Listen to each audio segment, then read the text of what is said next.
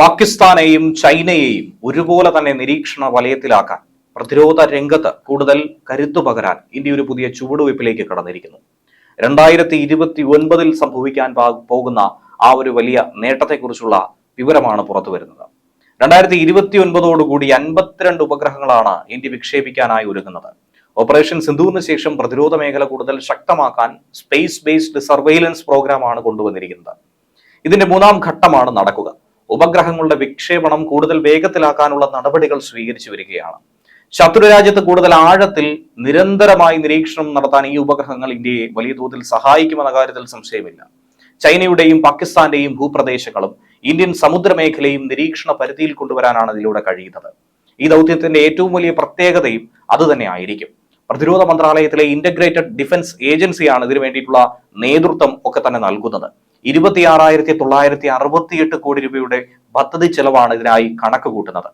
നമുക്ക് ഏറ്റവും അടുത്ത് തന്നെ പ്രത്യേകിച്ച് എടുത്തു പറയേണ്ടത് അടുത്ത വർഷം ഏപ്രിലിൽ തന്നെ ആദ്യത്തെ ഉപഗ്രഹം വിക്ഷേപിക്കാനായി സാധിക്കും. അങ്ങനെ 2029ഓടുകൂടി 52 ഉപഗ്രഹങ്ങളും ബഹിരാകാശത്തായി എത്തും. ഇന്ത്യയുടെ അതിർത്തി കോട്ട കാത്തു സൂക്ഷിക്കാനായി 24 മണിക്കൂറും പ്രവർത്തിക്കും.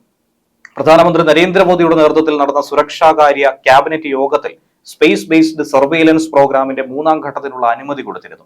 52 പ്രതിരോധ ഉപഗ്രഹങ്ങളിൽ 21 എണ്ണം ISRO നിർമ്മിക്കും. 31 എണ്ണം ഇന്ത്യൻ സ്വകാര്യ കമ്പനികളാണ് നിർമ്മിക്കുന്നത്. തുടർച്ചയായി നിരീക്ഷണം നടത്താനും ക്വാളിറ്റിയിലുള്ള ദൃശ്യങ്ങൾ പകർത്താനും ഈ ഉപഗ്രഹങ്ങളുടെ സഹായത്തോടെ നമുക്ക് കഴിയും. അതിലൂടെ ലക്ഷ്യം വെക്കുന്നത് പ്രധാനമായും 2 രാജ്യങ്ങളുടെ കടന്നുകയറ്റം. ഇന്ത്യക്ക് ഇപ്പോൾ തലവേദന സൃഷ്ടിക്കുന്നത് ചൈനയും പാകിസ്ഥാനും തന്നെയാണ്. ഈ ഭൂപ്രദേശങ്ങളിൽ വലിയൊരു പങ്ക് ഇന്ത്യൻ സമുദ്രമേഖലയും നിരീക്ഷണ പരിധിയിലേക്ക് കൊണ്ടുവരാൻ ഇതിലൂടെ നമുക്ക് സാധിക്കുമെന്നുള്ളതാണ് പ്രത്യേകത. തുടർച്ചയായി തന്നെ നിരീക്ഷണം നടത്താൻ ഉയർന്ന തന്നെ ഗുണമേന്മയിൽ HD ദൃശ്യങ്ങൾ പകർത്താനും ഈ ഉപഗ്രഹങ്ങൾക്ക് സാധിക്കും. ഈ ഉപഗ്രഹങ്ങളുടെ സഹായത്തോടെ സൈനികർക്ക് കൂടുതൽ കരുത്ത് പകരുമെന്ന കാര്യത്തിൽ സംശയമില്ല. ഈ ഉപഗ്രഹങ്ങൾക്ക് പുറമേ തന്നെ 3 ഹാപ്സ് വിമാനങ്ങൾ, അതായത് ഹൈ ആൾട്ടിറ്റ്യൂഡ് പ്ലാറ്റ്ഫോം സിസ്റ്റം സ്വന്തമാക്കാനുള്ള ശ്രമങ്ങളിലും ഇന്ത്യൻ വ്യോമസേന നിതാന്ത ജാഗ്രത പുലർത്തുകയാണ്. ഈ ആളില്ലാ വിമാനങ്ങൾക്ക് ഒട്ടനവധി കാലം, ദീർഘകാലം തന്നെ അന്തരീക്ഷത്തിലെ സ്ട്രാറ്റോസ്ഫിയറിൽ നിന്നുകൊണ്ട് നിരീക്ഷണം നടത്താൻ കഴിയും. അങ്ങനെ ഭീകരർക്കും കടന്നുകയറ്റക്കാർക്കും ചൈനീസ് പാക് അധിനിവേശത്തിനും ഒക്കെ തന്നെ ഒരു പരിധിവരെ തടയിടാൻ ഇതിലൂടെ നമുക്ക് സാധിക്കും.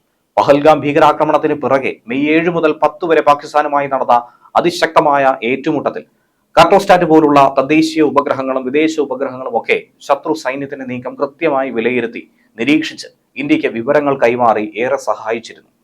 ആക്രമണങ്ങൾ നടത്തിയതിന്റെ ആധികാരികത ലോകത്തിന് തന്നെ വിളിച്ചു കാട്ടാൻ, അത് തുറന്നു പറയാൻ ഇന്ത്യക്ക് സഹായമായി മാറിയിട്ടുള്ളതും ഈ ഉപഗ്രഹ ചിത്രങ്ങളായിരുന്നു. ഉപഗ്രഹ ചിത്രങ്ങളുടെ അടിസ്ഥാനത്തിൽ തന്നെയാണ് ഇന്ത്യ നടത്തിയ ആക്രമണത്തിന്റെ ആഴം എത്രത്തോളമാണ്, എത്ര മാരകമായ തിരിച്ചടിയാണ് നൽകിയത് എന്നുള്ളത് ഏവർക്കും മനസ്സിലാക്കാനായി സാധിച്ചിട്ടുള്ളത്.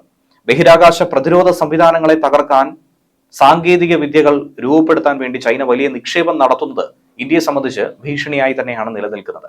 ഇന്ത്യ ഇത്തരം മേഖലകളിലേക്ക് കടന്നു വരുമ്പോൾ അതിനെ നശിപ്പിക്കാനുള്ള കാര്യങ്ങൾ തന്നെയാണ് ചൈന കണ്ടുപിടിച്ചുകൊണ്ടിരിക്കുന്നത്. ഉപഗ്രഹങ്ങളെ തകർക്കുന്നതിനുള്ള മിസൈലുകളും ലേസർ ആയുധങ്ങളും ഉൾപ്പെടെ ചൈനയുടെ ലാബുകളിൽ വികസിപ്പിച്ചുകൊണ്ടിരിക്കുന്നു. പാകിസ്ഥാനും ചൈനയും തമ്മിൽ മികച്ച നയതന്ത്ര ബന്ധമാണ് എന്നുള്ളത് പ്രതിരോധ മേഖലയിൽ നമ്മളെ സംബന്ധിച്ച് ഏറ്റവും അധികം ആശങ്ക ഉയർത്തുന്ന ഒരു വിഷയമാണ്. ഇന്ത്യയെ സംബന്ധിച്ച് വെല്ലുവിളി ഏറെ വർദ്ധിപ്പിക്കുന്ന ഒരു സംഭവമാണ്. അതുകൊണ്ട് ഈ പ്രതിരോധ രംഗത്ത് ഇവർ സഹകരിച്ചു വരുന്നതിനെ ചെറുക്കാൻ വേണ്ടിയിട്ടുള്ള നീക്കങ്ങൾ ഇന്ത്യയുടെ ഭാഗത്തു നിന്നും തകൃതിയായി തന്നെ ഉണ്ടാകുമെന്ന കാര്യത്തിലും സംശയമില്ല.